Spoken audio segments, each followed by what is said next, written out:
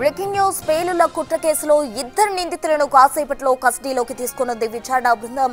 Visakha central jail నుంచి ఇద్దరిని కస్టడీలోకి తీసుకోనున్నారు. విచారణ అధికారిగా విజయనగరం డీఎస్పీని నియమించారు. విచారణ బృందంలో విజయనగరం టౌన్ సీఐ, రూరల్ సీఐతో పాటు భోగాపురం సీఐ సభ్యులుగా ఉండనున్నారు. ముందుగా పేలుళ్లకు సంబంధించి సీన్ కన్స్ట్రక్షన్ చేసే అవకాశం ఉంది. ఇక విజయనగరంలో ఉగ్ర పేలుళ్లకు ఏ ప్రాంతాల్లో రెక్కీ చేశారు, ఎన్ని రోజులు చేశారని దానిపై ఆరా తీయనున్నారు. ఇంటిని అద్దెకు తీసుకోవడానికి గల కారణాలేంటి, ఇంటి ఓనర్ కు సిరాజ్ ఉగ్ర చర్యలు ముందే తెలుసా అనే అంశాలపై ప్రశ్నించే ఛాన్స్ ఉంది.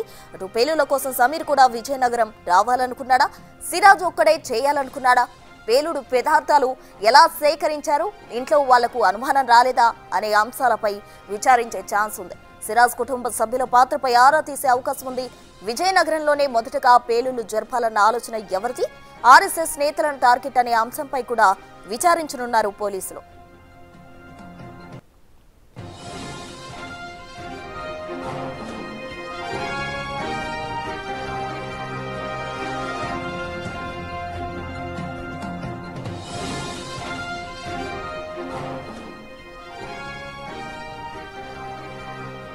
పేలుళ్ల కుట్ర కేసులో నిందితులుగా ఉన్న సిరాజ్, సమీర్లను కాసేపట్లో కస్టడీలోకి తీసుకోబోతున్నారు విచారణ బృందం. దీనికి సంబంధించి పూర్తి డీటెయిల్స్ మా ప్రతినిధి శివశంకర్ విజయనగరం నుండి అందిస్తారు. శివశంకర్.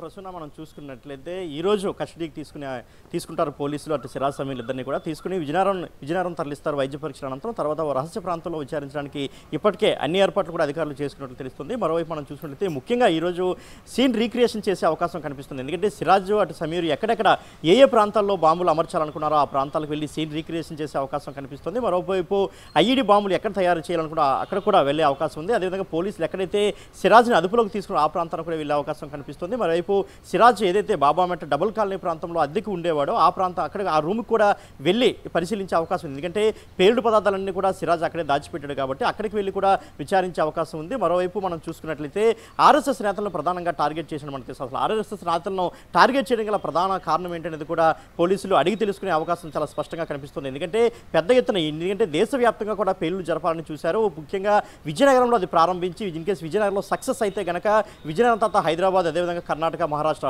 ముఖ్యంగా ఈ 4 రాష్ట్రాల్లో పేలుడు కానీ సక్సెస్ అయితే దేశవ్యాప్తంగా ఇదే మోడల్ అనుసరించాలని కూడా వాళ్ళు పెద్ద ఎత్తున ప్లాన్ చేసినట్లు సమాచారం ఉన్న నేపథ్యంలో ఎన్ఐ అధికారులు చాలా సీరియస్గా ఈ కేసుని ఈ రోజు నుంచి సుమారు వారం రోజుల పాటు కస్టడీలో వాళ్ళని విచారించే అవకాశం ఉంది. మొత్తం ఏ ప్రాంతాల్లో అంటే బాంబులకు సంబంధించి ఎక్కడెక్కడి నుంచి ట్రాన్స్పోర్ట్ ఎక్కడి నుంచి వస్తుంది, కేవలం ఆన్లైన్లోనే పేలుడు పదార్థాలని వీరు సేకరించారా, లేదంటే బయట ఉన్నటువంటి ట్రాన్స్పోర్ట్ ద్వారా ఏమైనా తీసుకొచ్చారా, విజయనగరంలో ఉన్నటువంటి కొంతమంది వ్యాపారుల పాత్ర ఏంటి, వీళ్ళు ఇప్పటికే కొంతమంది వ్యాపారులు ఇల్లీగల్గా పేలుడు పదార్థాలు అమ్ముతున్నటువంటి విషయాన్ని అయితే పోలీసులు కనుగొన్నారు. వాళ్ళని ఇప్పటికే అంటే అదుపులోకి తీసుకుని విచారించిన పరిస్థితి. వారిని కూడా ఎన్ఐ అధికారులు మరోసారి విచారణలోకి తీసుకునే అవకాశం ఉంది. అదేవిధంగా కుటుంబ సభ్యులకి అసలు ఎటువంటి అనుమానం రాలేదా, ఎందుకంటే పేలుడు పదార్థాలు ఆన్లైన్ ద్వారా ఆర్డర్ చేసిన తర్వాత ఇంటికే నేరుగా ఆర్డర్ చేసినటువంటి పరిస్థితి. ఎందుకంటే కన్ఫెషన్ లెటర్లు కూడా అదే విషయాన్ని సిరాజ్ వ్యక్తపరిచాడు. ఎందుకంటే ఇంటి అడ్రస్కే ఆన్లైన్ ద్వారా పేలుడు పదార్థాలను అయితే ఆయన ఆర్డర్ చేసిన పరిస్థితి అయితే ఉంది. అప్పుడు అసలు ఇంట్లో వాళ్ళకి అనుమానం రాలేదు. అనుమానం వచ్చినా కానీ దాన్ని చాలా అంటే వాళ్ళ ఎంకరేజ్మెంట్ ఏమైనా ఉందా, ఎందుకంటే బ్యాగ్తో తీసుకుని అన్ని పేలుడు పదార్థాలను బ్యాగ్తో తీసుకుని బయటికి వెళ్తున్న సమయంలో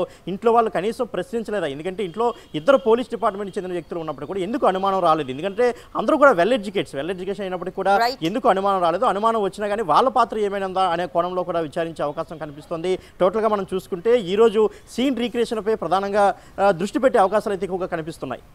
రైట్ శివశంకర్, థ్యాంక్ యూ.